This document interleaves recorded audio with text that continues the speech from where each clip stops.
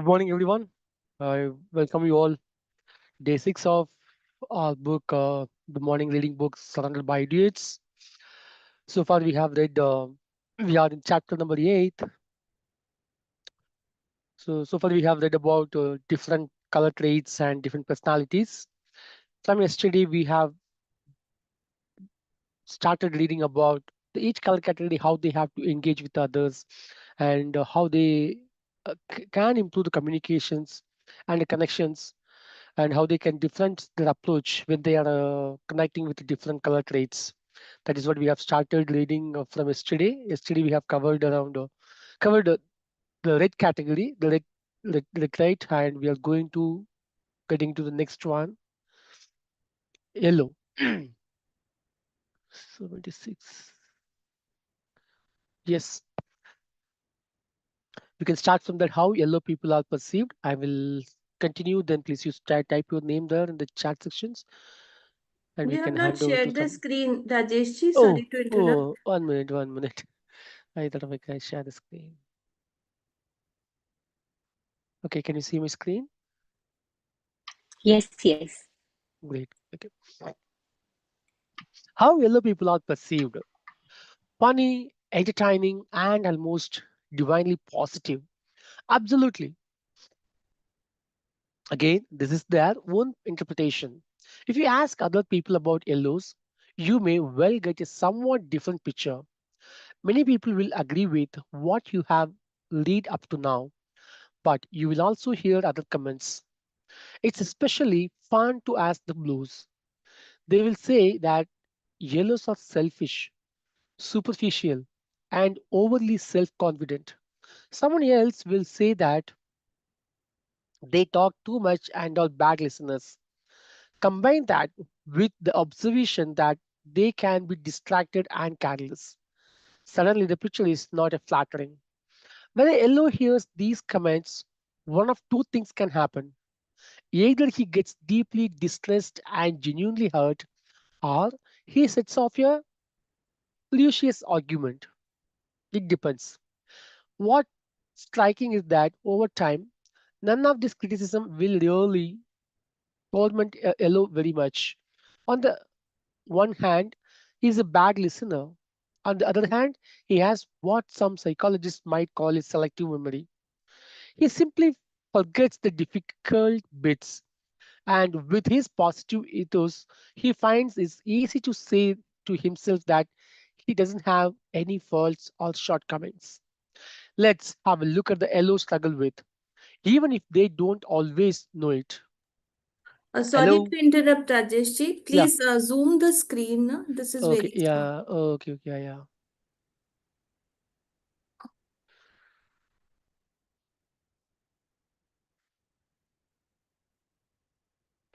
Hope it's visible clearly.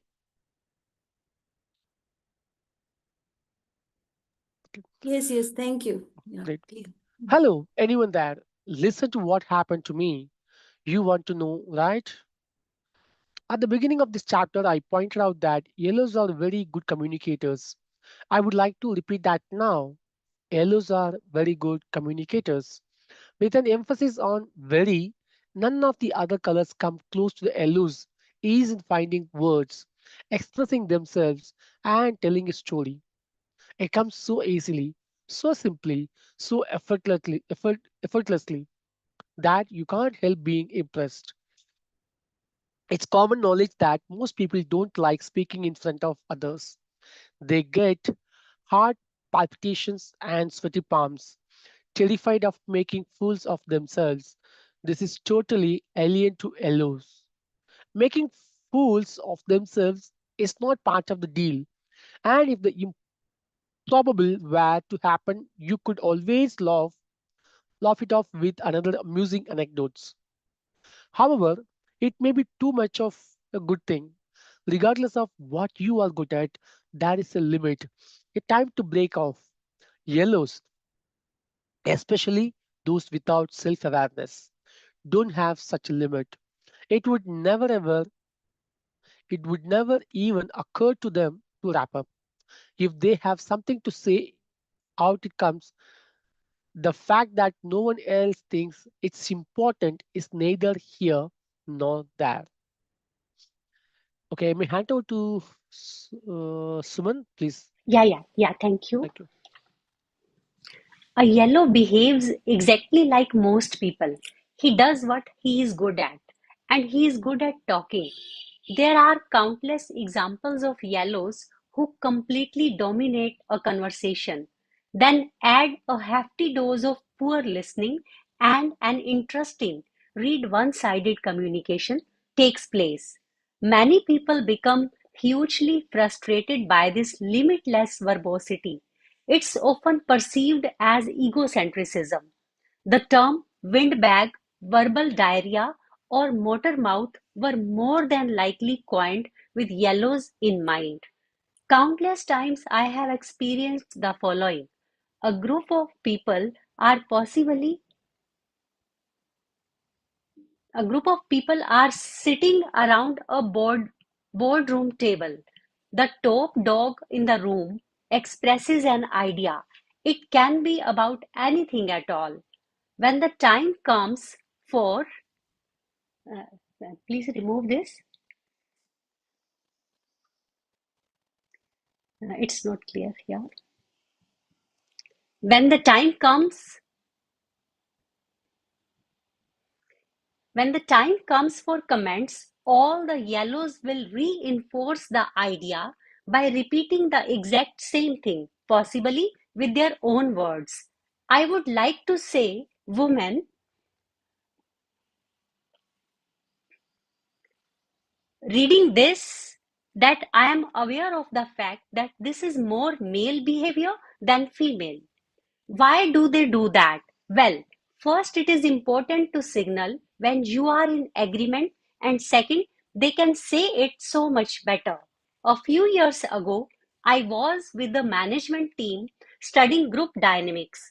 I had just purchased a cell phone with a stopwatch. Using this, I could time who had spoken in the group and for how long. In the room were the CEO and his seven closest associates. Peter, the sales manager, was really yellow, and he had only had one point of the 19 on the agenda. Take a good look at the ratio 1 to 19. This represents around 5.3% of the agenda. The CEO opened the meeting, but pretty soon a clear pattern emerged. Peter had opinions about every single item on the agenda. I used my stopwatch and was fascinated by what I saw. He spoke 69% of the time. Yes, it's true. 31% went to the other seven, including the CEO himself. If you are yellow, you may have already changed on ahead in this book because you possibly recognized yourself and thought that this was a very unfair example. Everyone else is wondering how that is even possible. How can one person dominate the conversation so fully? It is possible because yellows have no problems delivering opinions, views, and advice, regardless of whether they know anything about the subject or not. A yellow has a generous approach to his own ability. When an idea pops up in his head, he simply opens his mouth. People say that People say that for reds, thought and actions are the same thing. For yellows, I would suggest the idea that thought and speech are interrelated. What yellows share is often completely unprocessed material that just tumbles out of the big opening on their faces. Sure, it might be well thought out, but it's usually not. What is most deceptive is that, almost without exception, it sounds very good. Yellows know a thing or two about presenting an idea so that it always sounds fantastic. If you are unfamiliar with this particular person, you may very well take everything he says as true, a serious mistake. Very often, a yellow is both entertaining and inspiring. And as I said, They can inspire people to new ideas. But should you get into a conversation with a yellow, you need to be observant so that when he catches his breath, you can quickly insert a comment or simply close the meeting. I know it looks messy, but there is a method to the madness. A yellow would hardly admit that he is careless, but he has no natural way to keep track of things. He finds working in a structured way boring. Then you have to fit the mold and follow the template. If there is anything that yellows avoid, it is feeling controlled by fixed systems. The solution is to keep everything in your head, which doesn't work. It is not possible to remember everything. So, inevitably, the yellow forgets, and those around him think he is careless. Missed appointments, forgotten deadlines, and half finished projects. All because once his mind has finished the task, he doesn't go backwards. He goes forward, leaps to the next project, deals with other things. Details. To complete a project, you usually need to be precise about details. Yellows don't like keeping track of details. I would even venture to say that they are not interested in details. They paint with broad strokes. Generally, yellows are very good at launching things. They are resourceful and with boundless creativity at their disposal. They can kick off various kinds of projects, but they are not as good at finishing things. Finishing anything 100% requires an ability to concentrate that a yellow rarely possesses. He gets tired and moves on. And so we think that he is careless. He thinks that his work is good enough. My goodness, why worry about trifles? This turned out quite well after all. The fact that threads are hanging from the shirt or that the document is full of spelling errors is not as important as thinking up new things. This is repeated in many different spheres. I have a few acquaintances who are hopeless at keeping time. They are always pleased and excited to think things up, but they are optimists when it comes to time. It makes absolutely no difference what time you suggest. They will not be on time. 7 o'clock, half past 7, or 8. It is unimportant. They are late regardless. And when they talk about it, they haggle down their late arrival from 45 minutes to a little over 15 minutes. After a while, they actually believe it themselves, but it doesn't matter. The rest of us wait patiently because their presence will be the highlight of the evening. Look, I can juggle all the balls at the same time. We need to talk a little about Yellow's inability to concentrate. He's always prepared for new experiences. This is the downside to the incredible openness Yellows have for new things, ideas, and impressions. There are so many things, and because new is synonymous with good for a yellow, it is best that something new happens all the time. Otherwise, our yellow friend will lose focus. He can't be bothered listening to the whole story, the background, and all the details and facts that may actually be relevant. It is not interesting to him, and he will lose his concentration. Yes, and anyone else wants? Yeah, Yes. Anil, you can take it further. Yeah, Yeah, good please morning. go ahead. Yeah, good morning. What does he do then? Simple, something else. He throws up an other ball to juggle. The problem with all these balls is that he might be able to keep them in the air for a while, but he cannot get them down into the right box at the right time. Instead, he leaves the room and the juggled balls tumble down right into someone else's lap. In a meeting, he may very well start playing with his mobile or his computer, or will start chatting to the person besides him, softly at the first, thinking that no one will notice anything. It's not true. Of course, everyone gets quite irritated. But if no one says anything, he will just continue. Here, yellow are like little children. They are good at testing the limits. They continue until someone becomes too angry and puts his foot down. And of course, then the yellow feels hurt. He just wanted to. The way yellows often quickly get bored can have far greater consequences than a little disruptive behavior during meeting. They are not good at everyday trivial things like administration and follow up.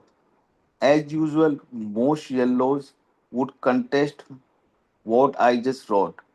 In their own eyes, they are the master even here. But if we consider the ability to follow up, this could be a serious threat to the effective implementation of project. New project, great. Put together a new and dynamic team full of interesting people. Check. Get everything going and develop ideas and concepts. Are you kidding? Already done that.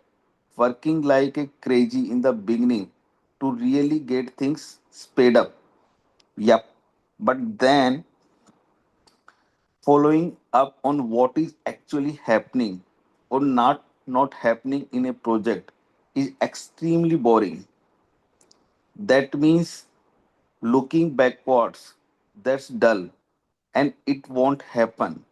A yellow can't keep his concentration long enough to follow through. He would rather pursue himself that it is important to have confidence in people and just trust that the projects get done. A funny example happened once when I coached sales reps at the large commercial TV channel. I sat with a female seller, a clever young woman who made big business deals. We had identified some weaknesses in her behavior profile. After she had struggled to convince me that even bad traits could be quite good, and now started to make a plan for how she would proceed in her personal development. It began to fall apart on the first point. What would she begin? She couldn't start that day because it was already past 3 in the afternoon, and afternoon was full of and tomorrow was full of meetings. It had to be next week, but she was away then. Maybe the week after that, she would check her calendar and see. She had lost the match before she had even begun. Me. Yellow are not necessarily more selfish than others, but they always seem to be. Why? Mostly because of their dialogue, since they primarily talk about themselves, and when other people are not sufficiently interesting and exciting, a yellow will interrupt and guide the topic towards something far more interesting, not not infrequently himself. I remember a seller I encountered during a conference with a pharmaceutical company a few years ago. Gustav exhibited all of the less successful aspect of yellow behavior, and the problem was that he was completely unaware of it. He very rarely spoke about anything but himself and the things he had done, and he behaved as if he were the one who was leading the conference and not me. I have my methods to deal with those boys, but it's amusing to study them for a while before I adjust their behavior with a few choice words during the first break. A few examples every time I put a questions to the group. Gustav answered. His quick answer would have indicated engagement if it had not been for the fact that he was often actually spewing nonsense.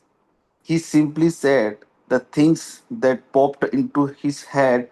He couldn't keep his thoughts in his own head, and everything just tumbled out. When I directed my attention to one of the Gustav's colleagues instead of him, he simply leaned into my field of vision and continued talking. When I began directing questions to specific people in the room, simply calling them by name, Gustav answered anyway. Pretty impressive, right? He would speak for a while, then ask, Sween, that's what you were going to say, right, Sween? Sween just shook his head. He was used to this. Gustav continued like that the whole morning. Before I could rein in him, he just charged in whenever there was a gap or a few seconds silence. He never allowed anyone to speak, and everything he said was to be taken as gospel truth. He dominated the room without even thinking about the other 19 people.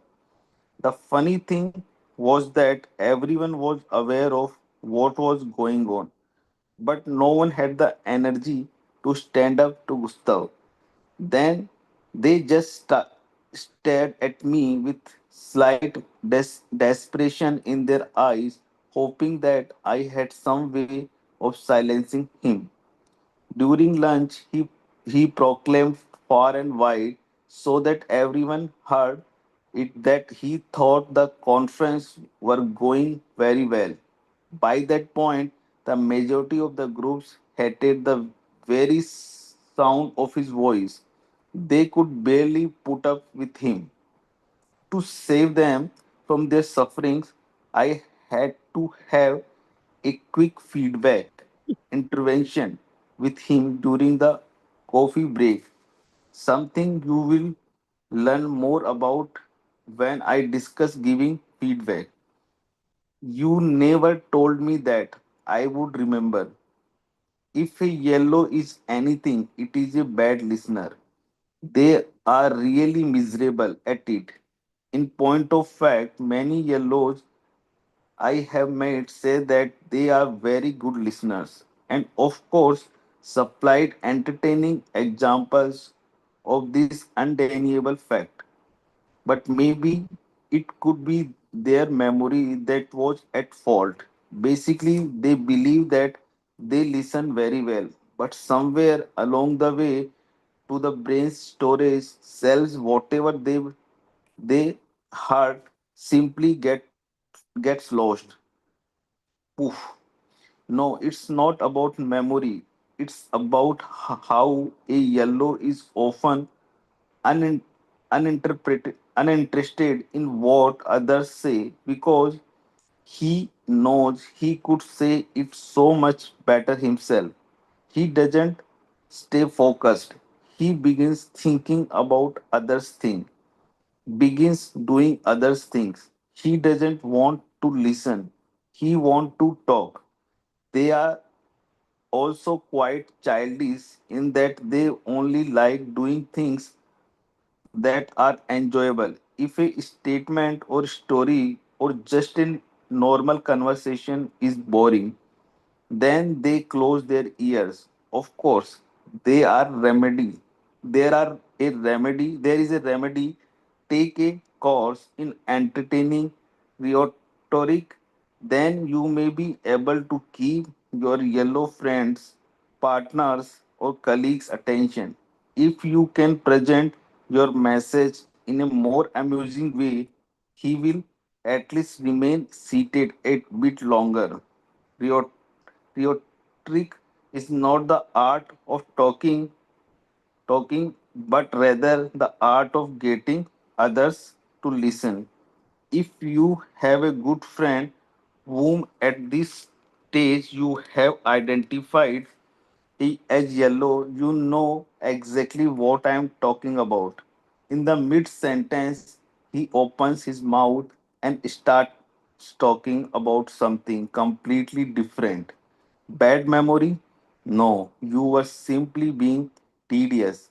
But truly, add a bad memory into the equation and we really are in trouble. Many truly successful people in society are often better listeners than the general average.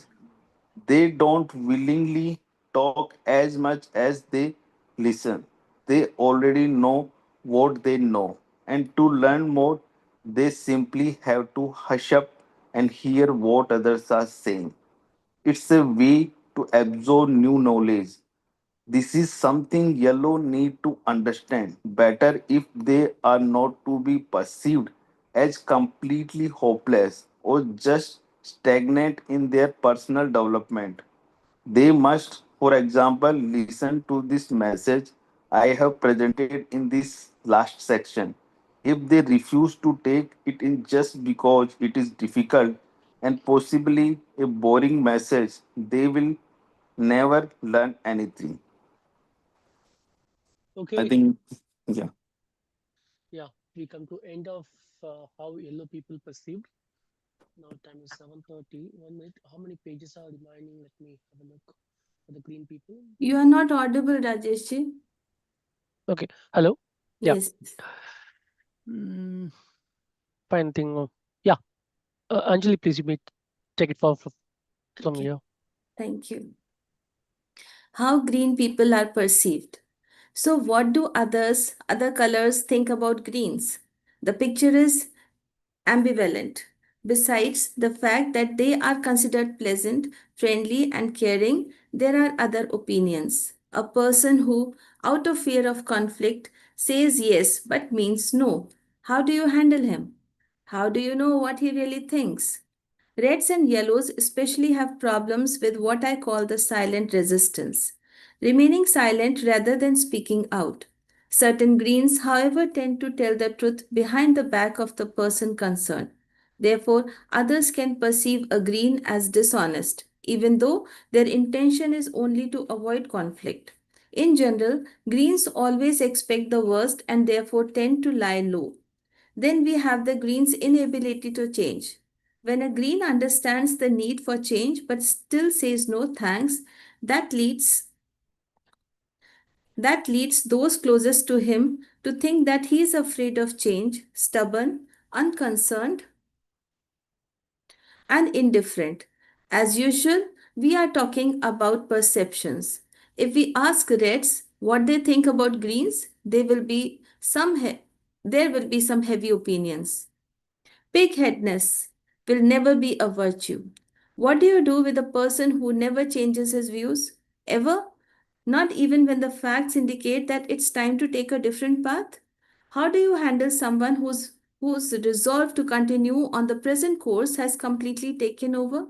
The difference between greens and blues is that while a blue holds out for more facts about an issue, greens expect everything to simply blow over since they refuse to change their minds. They have made a decision about something and will not concede. Why? Because they don't usually do that. Think about it. It may have taken you your whole life to come to a particular opinion about the dangerous cholesterol in food, about space travel, or about Britney Spears. Suddenly, this guy comes along and says that you should exchange your current opinion for his. It's not going to happen. The green is waiting for the right feeling to come over him before he makes any changes. If he doesn't, well, they are often rather patient. Let me tell you about a young man, the son in a family I have known very well for many years. This guy is reasonably good in school. His grades are okay. He has many pals. At the outset, I would like to point out that when we speak about young people, in this case a teenager, we must be careful. This isn't a fully developed behavior profile or character. Young people still have things to learn about life in general. All impressions are not definitive. So, what's the problem? This young man has his own ideas about what is true and false, and wild horses couldn't get him to change his mind. It may be something he heard from a friend, or something he saw on television, or something he picked up in school. When this knowledge or idea, irrespective of its source, has been established in his consciousness, it can't be dislodged. It makes no difference how often his parents point out the facts or how tough they are when they present the evidence. His point of view is clear.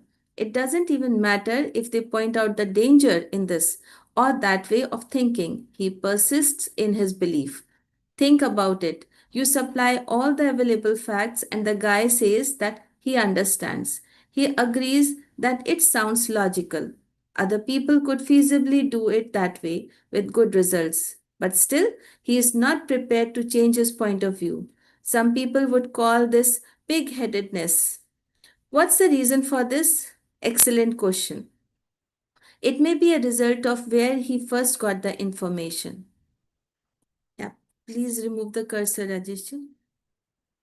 If a friend says that you can earn just as much money collecting trash as a newly qualified doctor can earn, it doesn't really matter if it's true or not.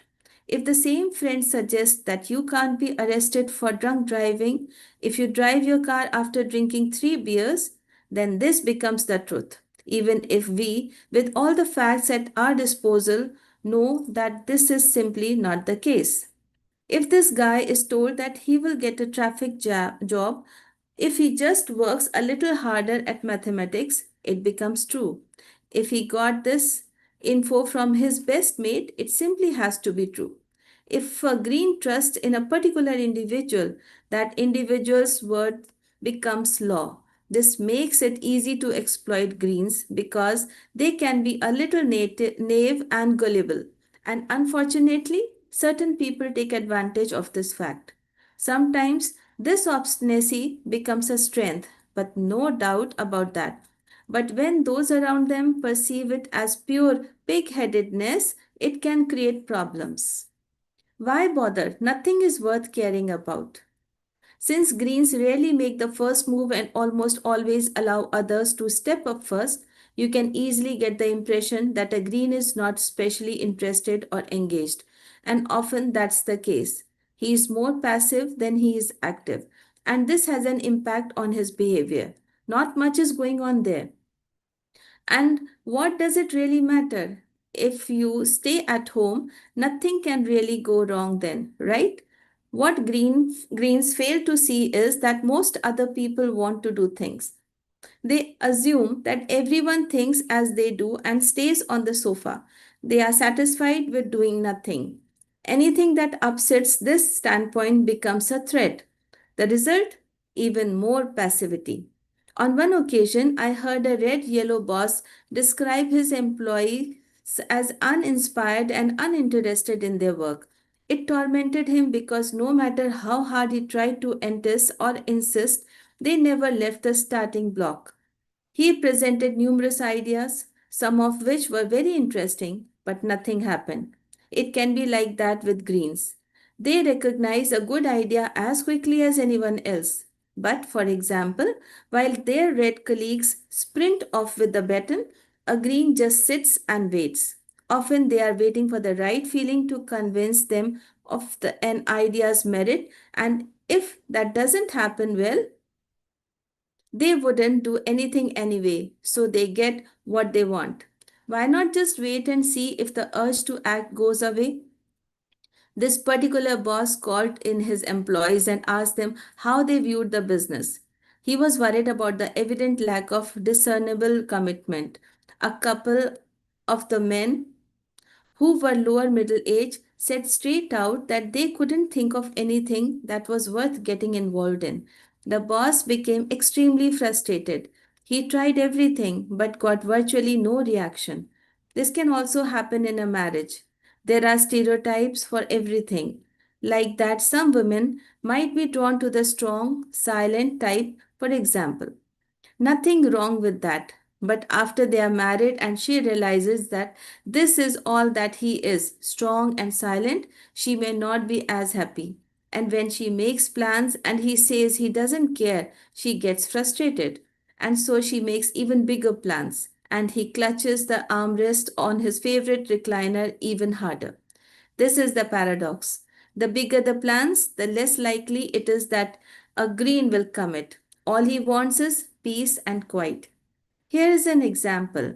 I have been writing fiction for 20 years and really hope to become a published author one day. Everyone in the family knew this. Not that I made a huge deal out of it, but I didn't hide my ambitions either. One green close to me understood how important it was for me to succeed. I have repeatedly spoken about my dream, explaining how it would make me feel if I succeeded as an author of fiction. Yet, this green never asked how my writing was going. Maybe a comment every 5 years that I shouldn't take things so seriously or I will only be disappointed. And when I said things like, this year it will happen, now is the time, damn it, I have got to work harder to succeed. The response was, wow, that's a lot of work. Lots of work is the green's greatest enemy, just because that's exactly what it is, work. They live in a mindset that everything should be easy. This form is indifferent, and lack of commitment can kill the enthusiasm of even the most inspired person. I had to learn to rely on others to find the energy to struggle on with my writing. But a green doesn't understand this. He doesn't want people to be too involved because it's just bothersome. Instead, let's just sit here and do nothing. What's thought in secret is said is secret.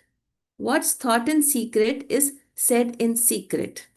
Greens are reluctant to take a position on sensitive issues. They have just as many views and opinions as anyone else, but they don't like shouting them out from the rooftops. The reason is simple: it can cause a fuss. The consequence of this tendency is a rather abstruse manner of expressing themselves. Instead of saying, that's impossible, they may respond with something like, it appears that there are a few challenges in delivering that. Sure, both statements mean the same thing. We won't manage to do it in time, but by using a less direct means of expression, you take fewer risks. If you take a clear stance on something, then you have to stand up for it. For a green, it's better to be safe than sorry. By expressing himself ambiguously, he avoids taking responsibility for the matter in question. He doesn't have to risk his good name if he is uncertain. If he hasn't taken a position in support of something, he also hasn't taken any position against something. You hear how illogical this sounds, right? But if you are green, you know exactly what I mean. A woman I met once said that she believed what everyone else believed. But the Greens perceived as unclear just because they want to save a relationship? No, not at all. Greens just aren't as precise as the other colors. When a red says that he absolutely hates listening to Eminem, a green would say that he remembers better singers. When a blue says that he has lost 5 pounds since last Tuesday morning at 10:03, a green says that he has lost a few pounds lately. This is because greens are not as task oriented as reds and blues. Greens don't speak about facts in the same way. They would rather speak about relationships and feelings, which makes it more difficult to be precise. How do you measure a feeling? Saying, I love you exactly 12% more than last month is just not going to work. I know I should change this immediately, but I'll just think about it for a while. Here we have the most difficult stumbling block. If you want to make changes in a group consisting of many greens, good luck. If it's a major change, you should consider whether it's really worth the effort. If it's urgent, you can forget the whole thing. This is what happens in the mind of a green. I know what I have, but not what I'll get. It was better before. I have never done this before. The grass is not always greener on the other side. Sound familiar? Sure, not all changes are for the better, but let's be reasonable. I'm not saying that it's always wrong to express these sentiments. But when changes are really necessary, it can be very dangerous. A classic glitch, a little worn now, I know, is to consider how often you change when you sit at the breakfast table. I used to ask this question in the groups I met. Many smiled and said that they sat where they usually sit because it just happened. Sure, I do the same thing sometimes, but if someone were to point out that I was stuck in a rigid habit or bad habit, I would do something about it. A green, however, doesn't correct himself. When you look at a green's reaction to the question, you will understand that we are faced with a problem. I have seen adults become white in the face, wiping their foreheads at the mere thought of sitting on the other table, on other side of the table. I have even worked with a man soon who had such a meticulous lunchtime routine that he couldn't follow it precisely. The rest of the day was shrouded in sheer darkness. Soon had a favorite lunch spot beneath a painting. He sat there every day at lunchtime, week in, week out, and year in. Always the same chair. If he came into the dining room and saw that his spot was occupied, he would stop short. If he saw this quickly enough, he would turn towards his backup location, not as good but still as an acceptable spot near a window. If he were forced to have his soup there, he would glare throughout the meal at whoever had nicked his spot. Of course, he never said anything. Instead, he just sulked the rest of the day. This is another thing Greens often do: turn frustration inwards and feel awful so that everyone notices it. If Soon's backup spot was also occupied, he would just go back into the kitchen, the rest of his day ruined. Let me give you another example. My mother departed but never forgotten. We'll never stop loving you, our darling mother, who was nothing if not green, was always willing to help and took care of her grandchildren whenever needed, especially when they were little. I remember one time when my wife and I were invited to dinner on a Friday night. I had asked my mother to watch the kids weeks in advance because I knew that she needed time to mentally prepare herself for it. On the day the dinner was to take place, the hostess called. Her husband was sick and the whole thing was postponed. When I phoned my mom, I explained to her what had happened. We would be staying home that night. She went completely silent. I said that I still wanted her to come over because the children were excited to see their grandma. Mum was very hesitant. What will happen now? She asked. I said that it would be just like we had planned originally. Because her bag was packed and the guest room was ready, it would be a perfect opportunity to spend a little time together. She hesitated. It will be completely different now. You are at home. She was flustered by the change and she needed time to think. She promised to phone back. What was really Mum's problem? Our change of plans necessitated no change for her at all. She was still going to stay overnight between Friday and Saturday. She could still see her grandchildren. She would, however, avoid having any responsibility for them. I tried to convince her that we could take care of her for once instead of her taking care of us. This was a completely new situation for her. We were still there in the house, and that was the problem. My wife and I would be there. Maybe Mum had her heart set on watching a particular show on television. Maybe she had thought about preparing a special meal for the children. Maybe, I don't know. She never said anything about it, so we can't know for sure. But the change was serious enough to warrant extra thinking time for her. She came in the end. A nice little side story, quite possibly related to her generation. I fetched her at 4:30. She asked why I came so late. I replied that I had promised to be there at 5 o'clock and that I was actually half an hour early.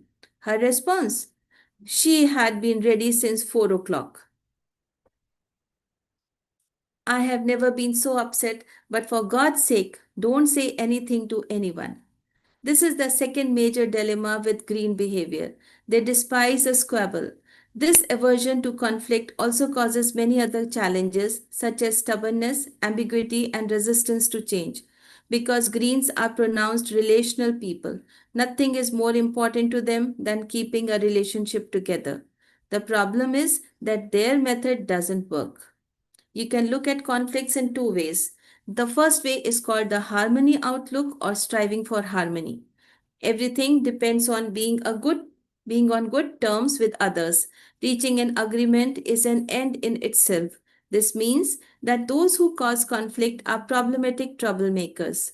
Conflicts are indicative of poor leadership, poor communication, and discord. And so we smoother conflict and pretend that it doesn't exist because who wants to be acquainted with a troublemaker? I once met a coach who used an interesting metaphor for this kind of behavior. She said it was like sitting at the dinner table with a rotting pile of trash in the middle. With molds and flies and everything. Everyone sees that the trash is there, but no one says anything. You brush away the flies and pass the food across the liquefying banana peels without thinking anything about it. Maybe by the end, someone wonders if there even really is a pile of trash on the table at all.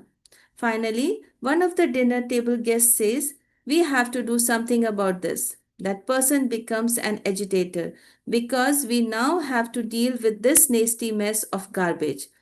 Couldn't she have just kept quiet? Does anyone else want to read? I've been continuing so long. Yeah, thanks, Anjali, Yes, for reading completely. We have 1 or 2 pages remaining for completing this chapter. That's why I have been stopped in between around 7:40. It may take another 5 minutes. Who would like to read the I remaining can yeah, five go I ahead. will minutes? go ahead if any Vidya, wants, then it's okay. Yeah. Vidya, you want? Vidya, you can go ahead. Yeah, take. Okay. Can you tell me? Okay. Nowadays, we know better. The aspiration of having everyone in agreement about everything all the time is an impossible utopia, not even worth trying to achieve. Someone will, I'm sorry, I need to get my glasses. Just 1 minute, please. Yeah, someone will lift the lid of all that discord that was so effectively and hermetically sealed for such a long period of time. And what happens then? It stinks from a long way off. In the end, the harmony outlook inevitably leads to conflict. The second way, and the opposite to the first, is called the conflict outlook.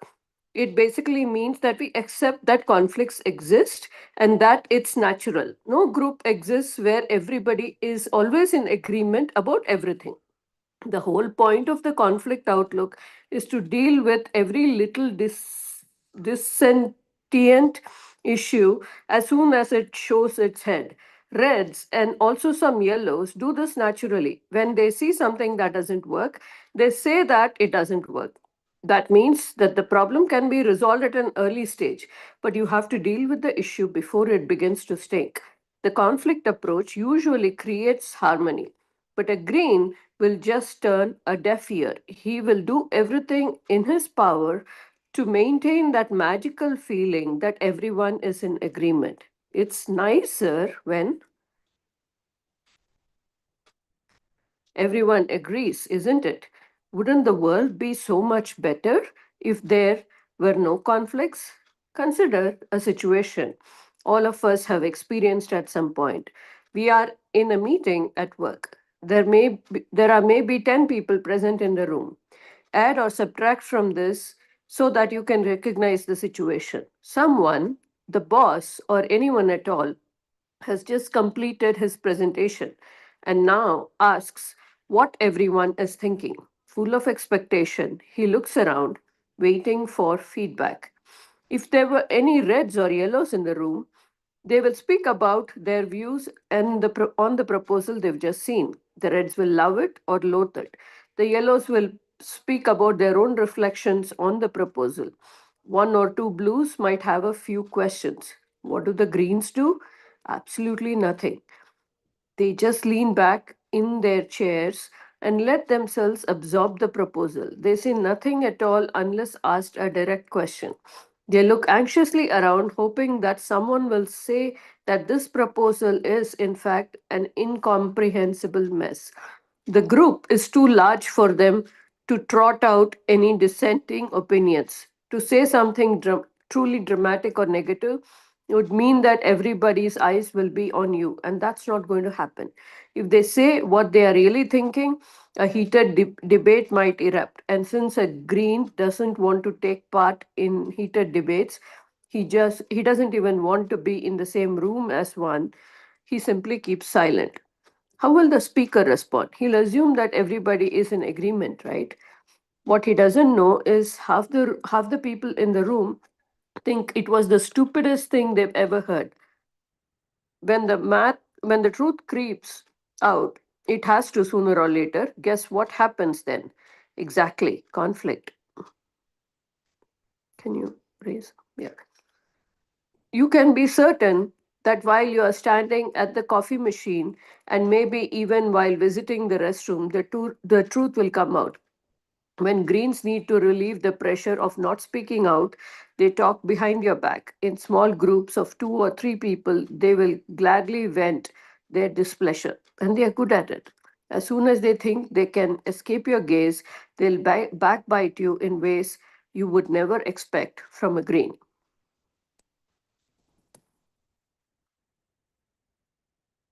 Thank you, everyone. Thank you, Anil, Anjali, Suman, Vidya, for your wonderful reading for today's session. We had a little longer reading today as we have covered the two chapters, how yellow people are perceived and how green people are perceived. 7:55. If you uh, if you permit, we can extend 5 minutes. We can complete our discussions by sharp 8:05, as we have taken a long time for the reading today. Anyone would like to share your thoughts about today's reading, as we have read the two chapters, how yellow people are perceived and green people are perceived, and what are the reading we had? Would you like to share any thoughts or anything would like to share? Please. Yes, I want to talk minimal today. I want to give yes. chance to everyone. Yes, Anjali. Okay, so I know I just want to share one latest incident with me. So I know a person who is very talkative, means overly talkative, and she was on phone. I was very sleepy. So I don't know. Hello? Yeah, carry, Yeah. carry on, carry on. So I don't know what happened, and she was continuously talking, talking. In between, I slept off on the phone. Later on, I don't know if she disconnected because there was no response. And later on, she called back. She said something went wrong with the network, and I couldn't hear you. I said, yes, yes, there was some network issue. So it happens like there are people who simply keep talking, talking, talking, and irrespective of other person is responding or not, they are in a habit of just speaking. So it happens. I really sometimes avoid when I'm not in that energy. I don't have that energy to patiently listen to them. I avoid such people. But I have two such close friends, and another one also. I told her, see, it is a power nap. Like I was in the afternoon, I was sleeping, and she called up. She said something urgent I want to discuss. I said, I'm sleeping. Can I call you back in half an hour? She said, okay. So, what time will you call back? I said, see, half an hour. I need. Then she said, okay, but it is very important. And then she started. She started with a topic. I don't know what happened. And after 45 minutes, I said, now I'm very sleepy. I won't be able to discuss. So, give me some time. And then she just banged the phone, kept. So, it, I sometimes I feel that what are these people, but today I was able to understand, okay, this is a particular or peculiar kind of people who really want to just express, keep expressing. And it's difficult too because I am a straightforward and very like I don't like to speak much or to the point. I like that. So with them it is difficult to to cope up. Sometimes it becomes really hard. So that is it. That was the Thanks. Yeah, latest thing yeah. I could, yeah, recollect. That's all. Thanks, Anjali. Thanks, Anjali, for sharing your experience with such people. Sometimes We cannot. We want to stop the conversations, but we cannot. But other person, how they will think, how they will take it. If someone trying to share some good or the joyful moment or something so exciting moment, we cannot stop them even if you don't like it. It happens in situations. Anyone would like to share any other thoughts? Anil? Yeah, sure, Rajaji. So, so today we read about the how we perceive the green people. So, I resemble many qualities with the green the what the this book is saying. So the only takeaway for me that I just the author was mentioning that in the meeting normally that the green people don't speak. So I resemble all those qualities, and then we speak after the meeting because sometimes the red speak, he keep on talking, and then I avoid the conflict. So all these qualities I resemble, and then I think that I should change some when I'm reading this book, so I think that I have 80-90% qualities of green. Then I think that the some of the qualities I should take from the red also, from yellow also, and blue also. So that is the only my daily discussion or daily reading the takeaways, that I should take some of the qualities from other colors also. Great, Anil. I think you understood that what is your the color, what is the majority, the dominant color for you. And yeah, Mm. this book will give you, once we understand, once we know what is our true personality, then we can, I think this book will give us a great learning how we have to change our approach and how we can convey the message or how we can handle with others. That is, that will give us great experience and great learning from this book. Anybody would like to see? I think sometimes the green they consider they are more the say to the yes person, or sometimes people around them they, the example the red people or the yellow people, they use it. I think the green people, whatever they want to say something, they use that. The green people approach them. Hey, what I'm saying, that's right. Then the person Yeah, says, hey, yeah, yeah, yes. yeah. It's right, Rajesh ji. I am actually the yes person. I can't say no to anyone. Anyone who comes, whether I can do or not cannot do, I just only say yes. I cannot say no to anyone. That's the only the weakness I have. So now I just thought that normally the green people have this type of situation or this type of qualities. So always with me it happens. I don't know with the other people, but with me Mm. this happens. Yeah, yeah, Anil. Yeah, we can learn it. I think we have to learn. I think that is also very important when we have to learn to say no, because Yes. the Yes. society and the people where whom we are around, when we say start saying yes for everything, then we have to end up with taking more loads and more works, and sometimes we feel also not to be excited to be there. Yes, Suman, what would you like to Yeah. share? Okay, go Yeah, ahead. Sorry. Vidya. Yeah, yeah, Vidya, if you want to say, please go ahead No, first. no. You can go ahead. Okay, No, okay. I just got a thought in my head. That's why I spoke up. But yeah, please go ahead. Nothing. Yeah. Today it was a good contrast between yellows and greens. If yellows are good communicators, they communicate with the flow and they want to be on and on. And the greens were the good listeners. They want to be silent. They want to stop heated debates. That's why they listen more. That's why they say yes most of the time. So they are peace loving. It was a actually good contrast between these two. They are quite opposite, yellows and greens. Of course, yeah, yeah. I was imagining the meeting if it was on some important topic and mostly there are greens. And how will they give their consent?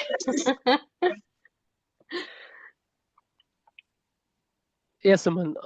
Yeah, most sometimes we come across many people are green. The people accept the things as it is. Yes, Vidya. Yeah, the thing that I got from this is that what is the trigger? If people get stressed, say if a yellow gets stressed, uh, it seemed like they start talking too much and they lose focus, but they still keep talking. that was like, that was one way to identify who is a yellow. Whereas if a green gets stressed, they just withdraw. They are not trying to make themselves visible. They want to be invisible, and they want to kind of have the time to work it out in their minds before they speak up. So, what it sounds like is that yellow is much more in the moment, more action oriented, whereas green is like they want time to think over a problem and come up with something that they are comfortable with before they can speak it out. So, this is basically, I feel that, we all have a little bit of all these colors in us, but it all depends on where we feel comfortable with. If we can feel comfortable in a community or in a group of people where we can speak up without thinking, then that way we would probably be more yellow. Whereas in a green, if it is a structured room where there are 10 people around and somebody has made a presentation, possibly to be able to speak up in front of 10 people may be a little intimidating for many people, especially if they are like, new in their careers and the boss is a senior person. So in that case, they would rather kind of figure out what everybody else is saying. So again, a green is more of a withdrawing person who wants some time to structure the thoughts, to actually identify what the patterns are before speaking up. It's not like greens are not thinking people, it's just that it requires more structure for them, whereas yellows are like more unstructured in the way they do things. Now, with the changing world, which is better, which is worse, is something that everybody has to work out. And sometimes it might not be easy if the person is very structured in their way of thinking. That's what I thought. Yes, Vidya, the circumstances, environment, and the group where we belong that also decides and which color we express. Sometimes the people are really talkative along with the friends or the family, but at times, the same times when they go to some places, the conference or something, they keep aside. That also speaks, I think, the knowledge, or they feel like how the people will think about it. Circumstance also, the where we belong, that also decides to express our the color. Yes, Deepa ma'am, what would you like to share? Please unmute.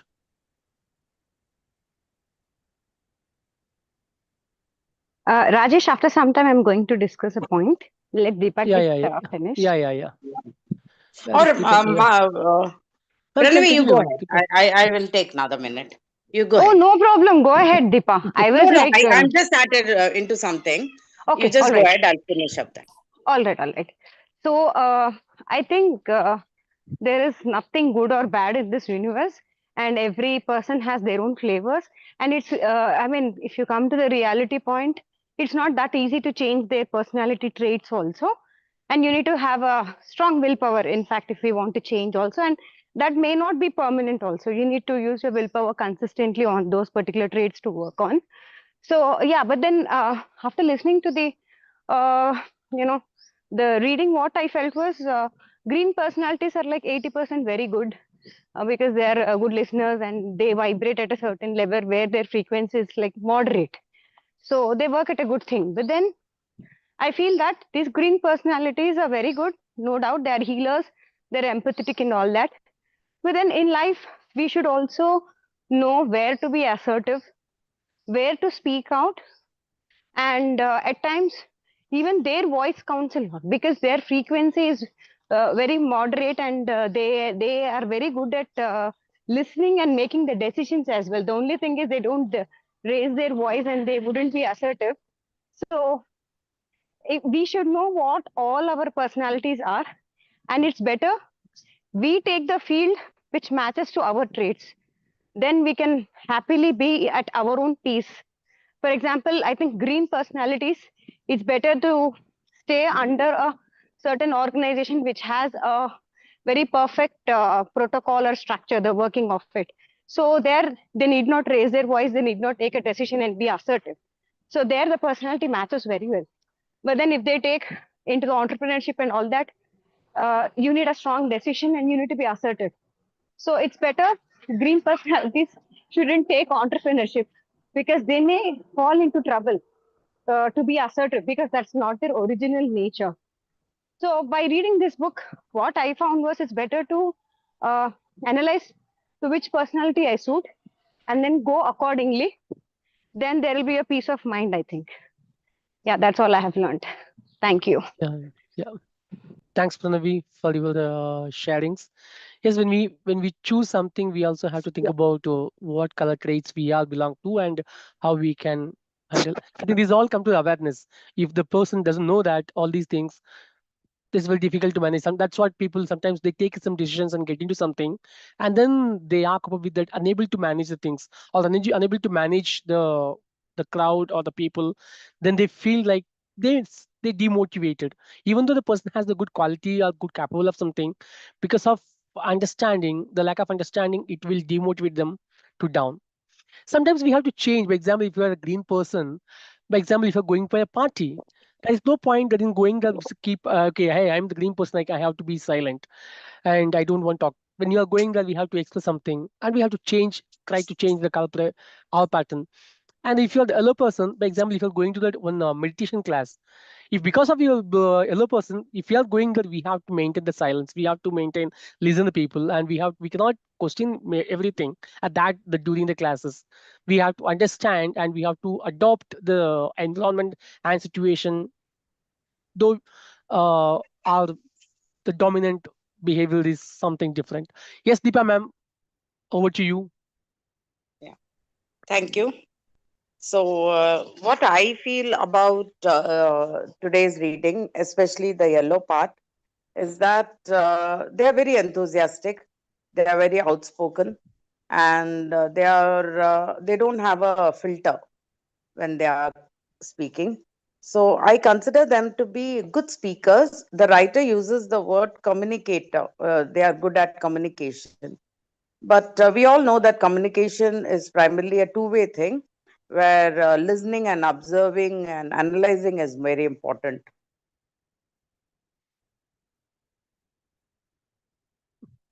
Then the output, the speaking should come the writer, the way he has interpreted the word communication. So Yeah, yeah. I think being a communicator, communication, we have to be the way expressive. he has said, good speaker. Yeah, no, we have to be a two-way thing. We have to understand the situation. We have to be Hmm. observant like the green, and then speak. Hmm. Hmm. 60 to Hmm. 70% in communication is primarily observing and listening. Then comes the speaking part. Hmm. So they are verbose. They speak whatever comes to their mind. The yellows. So they are good speakers. I don't consider them to be good communicators because they are not observing. They are not talking according to the requirement and the situation. So that is a new idea about communication here that I wanted to redefine. So we consider people, especially who speak in English and on voice, they are good speakers. No, good communicators. But actually, the word is they are good speakers only. And then what Anjali said, no, she dozes off, and there are people who are speaking non-stop. So this I tend to do. I have seen that. I do it to some of my relatives and friends with my melodious voice and my stories. I put them to sleep, and then this happens to me also when someone talks to me non-stop with their stories. They don't pause. So I guess nowadays, since I'm making this distinction, I try to cut my speech, my talk, give pauses and see if my audience is paying attention, whether they are interested, whether they are having another opinion that, and then I start again. So the pauses are very important, which the yellows don't do. A lot is done by the greens. So there should be that middle place, the Goldilocks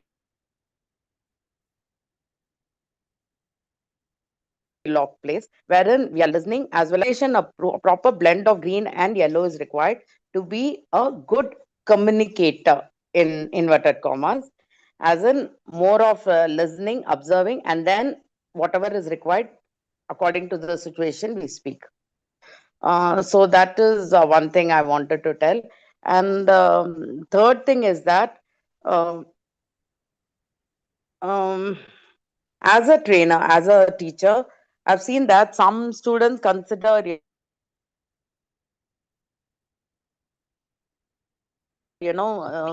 people being very energetic, this and that, like the yellows. Students do that a lot, young people, when they are in their late teens, they do a lot and they lose attention when someone else is doing some other activity or something wherein their input is required, their observation is required, they can't do it. So that is something, I guess mostly this happens, the yellow phase, I call it a phase, a stage in life, usually in the adolescent age or in the toddler stage where the attention span is little less. Then gradually we move on to the green and the red and maybe the blue in the end. So that's a transitional process. So awareness is very important for me. Awareness and speaking according to the requirement and not having a verbal diarrhea or trying to complicate things with people forget. If I want to talk, when someone is giving a monologue, they are talking continuously, I have an input and they are not pausing, I lose what I wanted to say, what I wanted to express. So people who are good talkers, good speakers, they should be mindful of the listeners and take that pause so that people can interact in between and tell what they also want to say. So as I like on a bullet train, they shouldn't be going on. So that is my observation on today's reading. Thank you. Thank you, Deepa ma'am, conducting a small mini session about the communication and how one can communicate when they are speaking or communicate. I think you also make it differentiate about the speaking and the communication. Both are different. Thank you so much for your inputs. With this, we come to, I think, thank you so much, everyone. We still people are there, though we have extended around 15 minutes of time. We supposed to continue by 8 o'clock. Thank you so much for the patience and being sharing your inputs and whatever we're learning from today's chapter. I will update you the detailed summary and see you all tomorrow morning at 7 a.m. sharp to start the the next chapter on this book. Thank you once again. Thank you, Rajesh. Thank you, Yeah, everyone. thank you, Rajesh, and all. Have a nice day. Bye bye. Bye bye. Thank you. Bye.